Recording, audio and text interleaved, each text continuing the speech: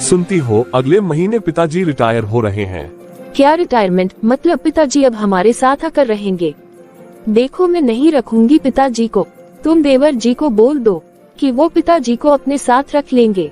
और आप बड़ी खुशी खुशी बता रहे हैं। और क्या खुशी की तो बात है, पिताजी रिटायर होंगे तो उनकी पेंशन भी तो आएगी। अरे ये बात मेरे दिमाग में क्यों नहीं आई? इसका मतलब हम जल्दी करोड़पति बनने वाले हैं। हे भगवान, आखिर तूने मेरी सुन ही ली। अब मैं अपने सारे शौक पूरे करूंगी। बच्चों की वजह से मैंने कब से अपनी इच्छा मारी है, अब मुझे मत रोकना। हाँ हाँ, जो मन में आए वो करना। हाँ, लेकिन पहले पिताजी को किसी तरह यहाँ रहने के लिए मनाना पड़ेगा, तभी तो हमें पेंशन मिलेगी। पर ऐसा क्या करे कि पिताजी खुश हो जाएं और हमें अपने हाथों से सारा पेंशन का पैसा दे दे। पर क्या करे, तुम ही बताओ। सुनो जी, मैं सोच रही हूँ पिताजी के लिए रिटायरमेंट पार्टी रख लेते हैं। अरे हाँ, पिताजी ये सब देखकर खुश हो जाएंगे और सब कुछ हमारे कब्जे में होगा। ऐसा है, पिताजी इतने भी सीधे नहीं है, उनसे पैसा निकलवाना बहुत ही टेढ़ी खीर है। बोल तो तुम बिल्कुल सही रही हो, पर किसी भी तरह से हमें पिताजी को अपनी तरफ करना पड़ेगा। तुम भी सोचो कि हमें क्या करना चाहिए। यहाँ इन दोनों की खिचड़ी पकी रही थी कि दूसरी तरफ छोटा भाई अनुज भी ऐसी ही प्लानिंग बना रहा है। मालती, तुम कोई रास्ता निकालो जिसे पिताजी खुद ब खुद हमारी सारी बातें आसानी से मान जाए। तुम्हें क्या लगता है ये इतना आसान है? तुम यहाँ अभी बात कर रहे हो, वहाँ जेठ जी कब का पिताजी को अपनी बातों से बेहला फूसला चुके होंगे। बोल तो तुम सही ही रही हो। मैं तो हमेशा ही सही बोलती हूँ। अब समय बर्बाद मत करो और सीधा पिताजी को फोन करके यहाँ रहने के लिए मना लो। हाँ, मैं अभी करता हूँ।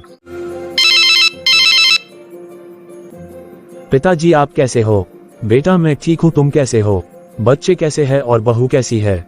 सब ठीक है पिताजी, लेकिन बच्चे बहुत परेशान हैं, उनको आपकी बहुत याद सता रही है।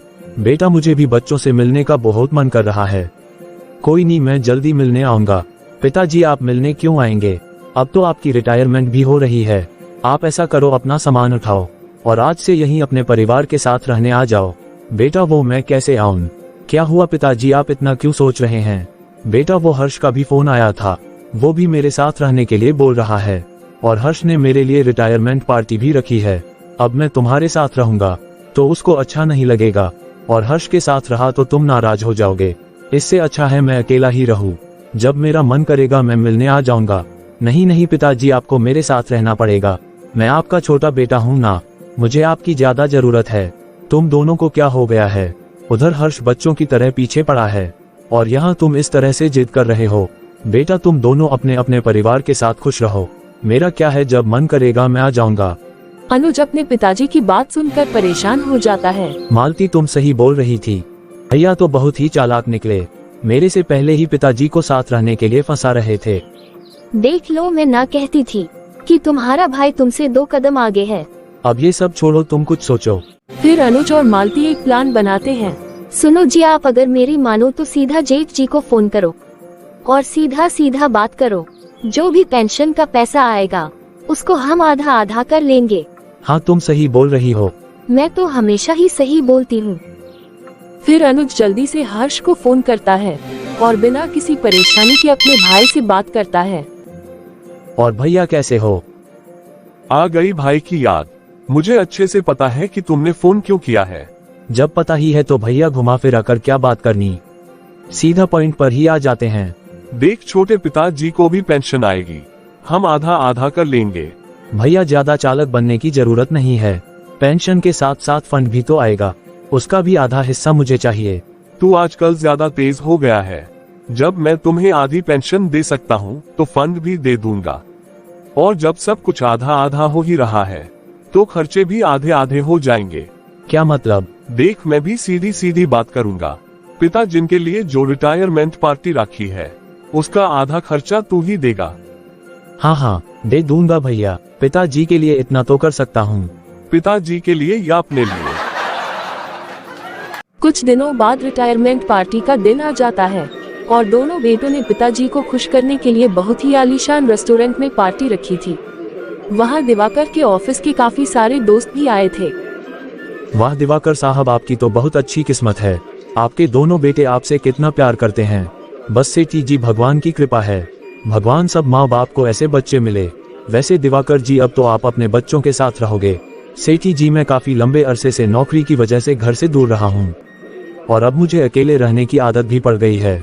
अब बच्चों के साथ रहूंगा तो वो भी कंफर्टेबल नहीं होंगे और मुझे भी रहने में दिक्कत होगी। उनका रहन सहन बिल्कुल अलग है और मेरा भी बिल्कुल अलग है और मैं जाकर उनकी अच्छी खासी जिंदगी को खराब नहीं करना चाहता। दिवाकर जी ये बात तो आपने बहुत सही बोली है। दिवाकर अपने लिए किराए का मकान ढूंढ रहा होता है। वहाँ अनुज अपने पिताजी को देखकर सोच में पड़ जाता है। अरे पिताजी यहाँ क्या कर रहे हैं? कहीं अपने लिए कुछ खरीद तो नहीं रहे? मुझे तो लगता है पेंशन के सारे पैसे ऐसे ही खत्म कर देंगे। मैं ऐसा करता हूँ पूछ ही लेता हूँ, आखिर हमारे पैसे की बात है।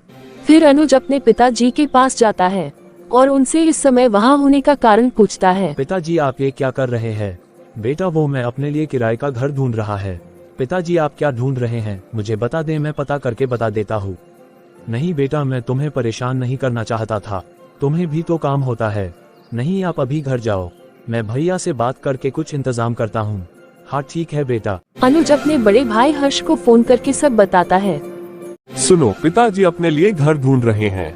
अच्छा ये तो बहुत अच्छी बात है। इसमें अच्छा क्या है? अरे यही तो मौका है पिताजी को अपनी तरफ करने का। तुम ऐसा करो पिताजी के लिए 2 कमरों का मकान खरीद कर दे दो। वो कौन सा सस्ता आएगा, कम से कम 20 लाख का होगा। तो क्या हुआ, देवर जी भी तो है, उनको बोलो और आधे आधे पैसे मिलाकर पिताजी को सरप्राइज दे दो। हाँ तुम सही बोल रही हो, मैं बात करता हूँ छोटे से। अनुज और हर्ष दोनों मिलकर एक सुंदर सा 2 कमरों का मकान अपने पिताजी के लिए खरीद लेते हैं और अभी इसके बारे में किसी को नहीं बताते।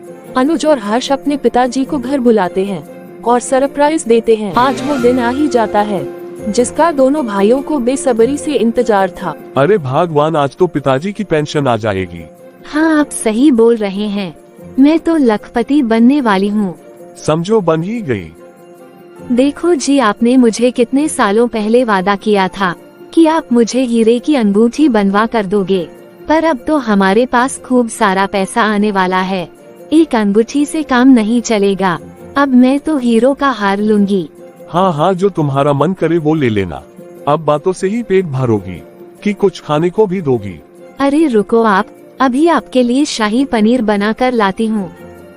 रीमा किचन में खाना बनाने चली जाती है और उसी वक्त उनके घर अनुज आता है। भैया पिताजी कहाँ है? अरे अरे क्या बात है, इतने बेसब्रे क्यों हो जा रहे हो? मिल जाएगा तुम्हें तुम्हारा हिस्सा, मैं कौन सा भागा जा रहा हूँ। तुम आराम से बैठो, पिताजी अभी आते ही होंगे और आज तुम खाना खाकर जरूर जाना, तुम्हारी भाभी शाही पनीर बना रही है। अनुज और हर्ष बातें कर ही रहे थे कि उनके पिताजी भी आ जाते हैं। अरे अनुज तुम भी यहीं हो? जी पिताजी भैया ने बताया था कि आप आने वाले हैं तो सोचा मैं भी आकर मिल लेता हूँ। हाँ बेटा तुमने ठीक किया। पिताजी वो आपके लिए एक सरप्राइज है।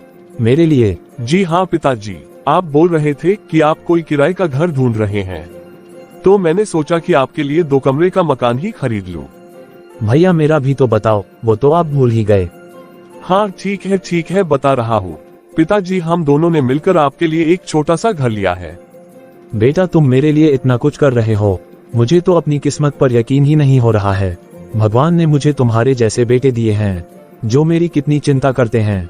हाँ पिताजी हमारा आपके सिवा है ही कौन? हम आपका ध्यान नहीं रखेंगे तो कौन रखेगा? बेटा तुम दोनों हमेशा खुश रहो।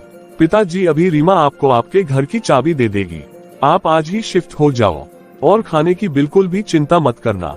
एक दिन मेरे घर से खाना आ जाएगा और एक दिन अनुज के घर से। हाँ पिताजी भैया ठीक बोल रहे हैं, और आप अपनी पेंशन अपने बैंक खाते में संभाल के रखना, हमारे होते हुए आप अपना पैसा क्यों खर्च करेंगे? बेटा कौन से पैसे? पिताजी मैं आपकी पेंशन की बात कर रहा हूँ। बेटा मुझे तो पेंशन नहीं मिलेगी, वो तो सरकार ने कुछ साल पहले ही बंद कर दी और इसी चीज को लेकर मैं कब से परेशान हूँ कि मैं कैसे अपना गुजारा करूँगा, पर वो चिंता तुमने दोनों ने दूर कर दी। पिताजी पेंशन न सही पर फंड का पैसा तो मिला होगा। बेटा जो बचा था मैं ले आया हूँ। अच्छा पापा आपने बहुत अच्छा किया। पैसे कहाँ है पिताजी? बेटा थोड़े ही थे तो मैं अपनी जेब में डाल कर ले आया। कितने थोड़े थे पिताजी? बेटा सिर्फ 50,000 ही थे। क्या 50,000? पर फंड तो ज्यादा था। हाँ बेटा, लेकिन पिताजी फंड तो बहुत था, लेकिन जब तुम दोनों की शादी की थी तो उसी फंड में से पैसे निकाले थे, और जब तुम्हारा घर बन रहा था थोड़ा तब निकला था। बस ऐसे ही करते सिर्फ 50,000 ही बचे हैं। अनुज और हर्ष के तो मानो सारे अरमान ही खत्म हो गए थे। इतना तो फंड का पैसा भी नहीं मिला जितना दोनों ने मिलकर रिटायरमेंट पार्टी और घर खरीदने में लगा दिया। भैया ये क्या हो गया, मैं तो अच्छा मारा गया। मैं भी लालच में लूट गया।